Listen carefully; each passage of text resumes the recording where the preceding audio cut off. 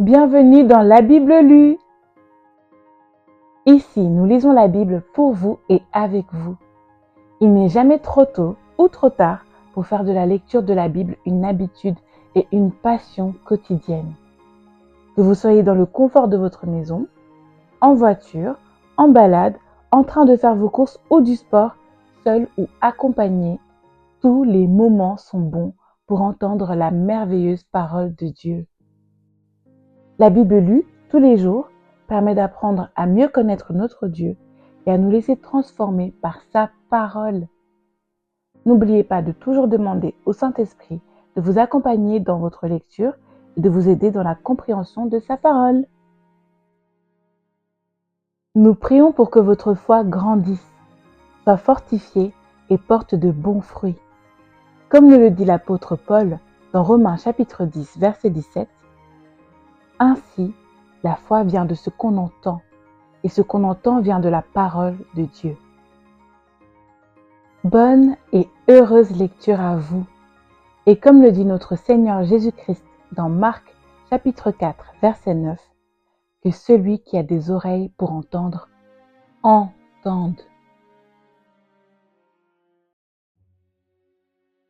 Matthieu chapitre 11.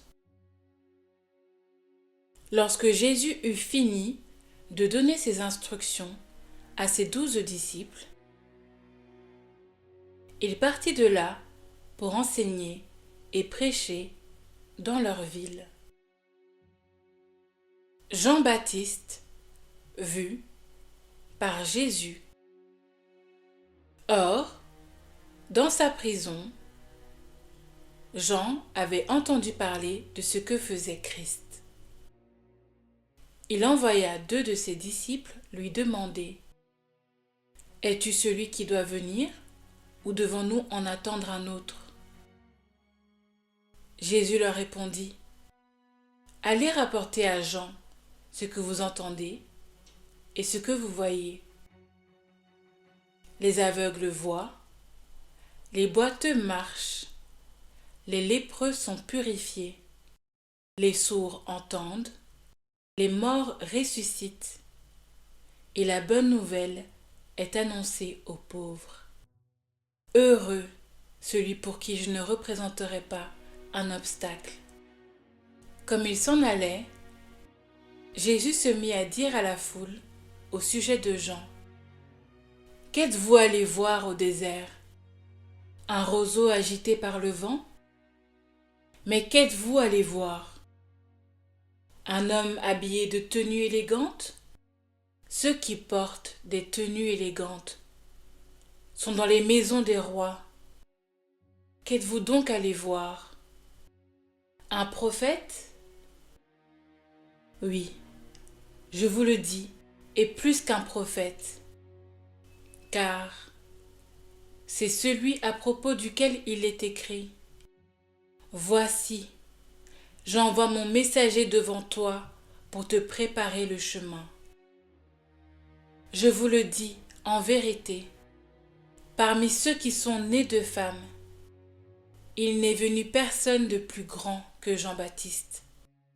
Cependant, le plus petit dans le royaume des cieux est plus grand que lui. Depuis l'époque de Jean-Baptiste jusqu'à présent, le royaume des cieux est assailli avec force, et des violents s'en emparent. En effet, tous les prophètes et la loi ont prophétisé jusqu'à Jean.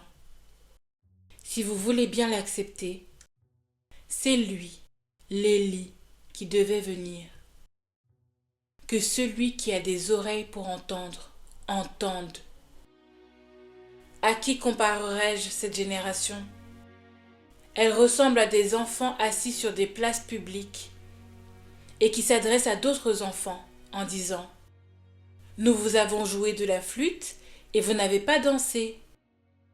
Nous vous avons entonné des chants funèbres et vous ne vous êtes pas lamentés. » En effet, Jean est venu, il ne mange pas, il ne boit pas, et l'on dit : « Il a un démon. » Le Fils de l'homme est venu, Il mange et il boit.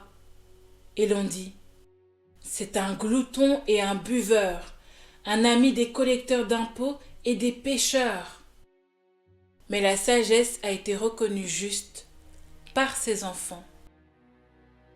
Alors, Jésus se mit à faire des reproches aux villes dans lesquelles avaient eu lieu la plupart de ses miracles, parce qu'elles n'avaient pas changé d'attitude.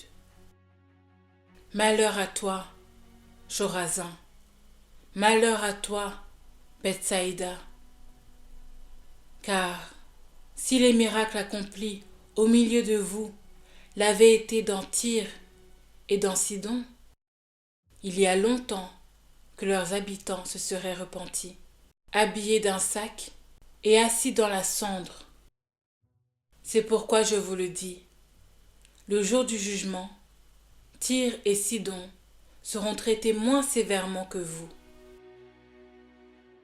Et toi, Capernaüm, seras-tu élevé jusqu'au ciel? Non. Tu seras abaissé jusqu'au séjour des morts. Car si les miracles accomplis au milieu de toi l'avaient été dans Sodome, elles subsisteraient encore aujourd'hui. C'est pourquoi je vous le dis, le jour du jugement, le pays de Sodome sera traité moins sévèrement que toi. À ce moment-là, Jésus prit la parole et dit, « Je te suis reconnaissant, Père, Seigneur du ciel et de la terre, de ce que tu as caché ces choses aux sages et aux intelligents et les as révélées aux enfants. Oui, Père, je te suis reconnaissant, car c'est ce que tu as voulu. Mon Père m'a tout donné, et personne ne connaît le Fils, si ce n'est le Père. Personne non plus ne connaît le Père, si ce n'est le Fils, et celui à qui le Fils veut le révéler. Venez à moi, vous tous qui êtes fatigués et courbés sous un fardeau, et je vous donnerai du repos. Acceptez mes exigences et laissez-vous instruire par moi, car je suis doux et humble de cœur, et vous trouverez le repos pour votre âme. En effet, mes exigences sont bonnes et mon fardeau léger.